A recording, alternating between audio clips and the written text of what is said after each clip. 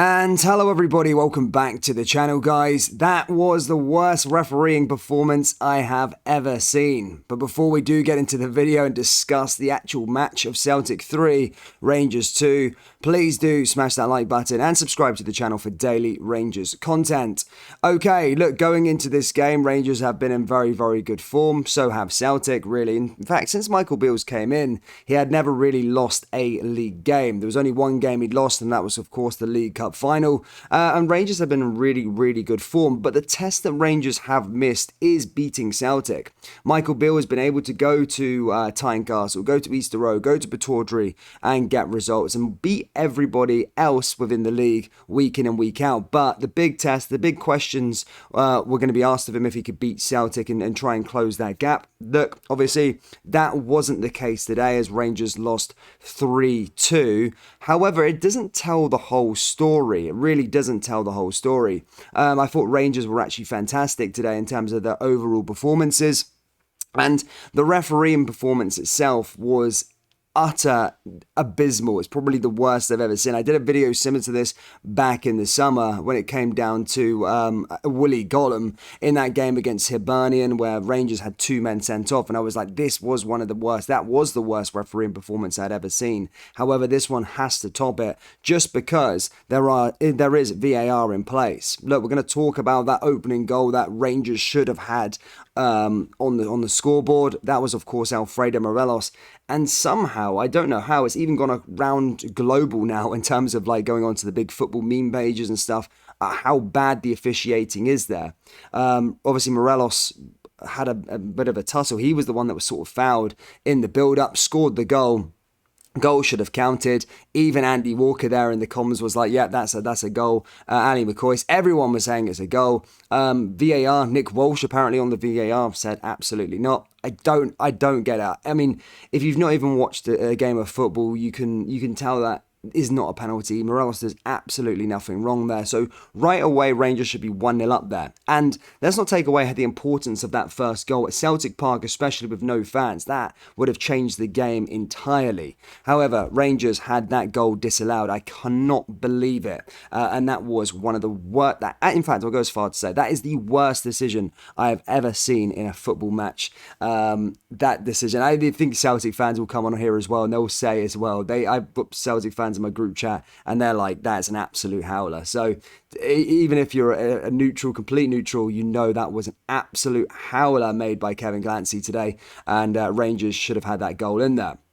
However, look, Rangers, I'm going to say, in terms of their actual overall performance, were actually pretty good today. I'm not going to lie, but there was some sort of terrorists within the team. Rangers, I mean, terrorists as in saying just sort of giving away goals. All 3 of Rangers goals should have been, all 3 of Celtic goals should have been dealt with by the Rangers defenders. I can't get over the second one with Ben Davies. Looks to clear it away, and then it just kind of pings back in and goes out to Kyogo and they score. So I think Rangers at the times were their own worst enemy, and certainly for the goals, I think Rangers should be doing a lot better, and they shouldn't have been goals. Not taking away from Celtic, I think Rangers were the better side, and Rangers have themselves to blame, really, in conceding those goals, especially number 2 and especially number 3. They were really poor goals to give away from a Rangers point of view. That defence, Davies, he's been so good, but making that mistake is really unforgivable, and certainly in a game of that magnitude. As I said, the gifted goals. Tavernier, 100 goals. That free kick was utterly amazing. Tavernier always coming up with the goods. 100 goals now in a Rangers jersey. A lot of people, don't think he's captain worthy, doesn't think he's Rangers standard. 100 goals from right back. If there's any positive to take away from it, that those goals and him getting to a century of goals for Rangers is honestly unbelievable. So I do want to say a big congratulations there to the captain. However, going forward, let's be perfectly honest, the title is over.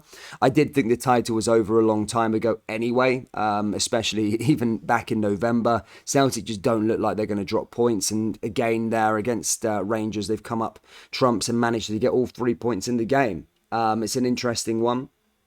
And 9 points was going to always be a lot to sort of overcome. But then there was a bit of hope within the fan base, me included, that, if we can beat them at Celtic Park. That will really lay down a marker and then go to Ibrox and maybe get another one and maybe hope for some of the shower of shit that are in the Scottish Premiership to try and help us out. But that usually wasn't going to be the case. League is definitely over. Celtic have won their 53rd league title, and now it's all about looking towards that Scottish Cup win. It really is. We can't have them winning a treble. Absolutely not. They'll break the record for the treble. I think they'll go to 8, I think it is. But yeah, they'll break the record for the treble. And look, it's not like the meeting a Hearts or a Hibernian in the final. It's a championship side in the final. So Rangers, main goal now, the whole season relies on one match, and that's that semi-final against Celtic, because whoever wins the semi-final is pretty much going to win the cup. So yeah, everything goes now all the way to that next Old Firm derby at Hampden in the semi-final, and Rangers need to win that. But look, going forward, look, I am happy with Michael Beale. I'm happy with everything that's happening. I'm happy with his signing so far. Raskin, I think, bossed the midfield today as well, looking good. I'm liking the players. I'm liking the attitude. I'm liking just winning week in and week out. I think sometimes under Giovanni Van Bronckhorst, it wasn't Celtic was the problem as such. It was just losing and drawing and dropping points to all the other crap within the league. So I'm happy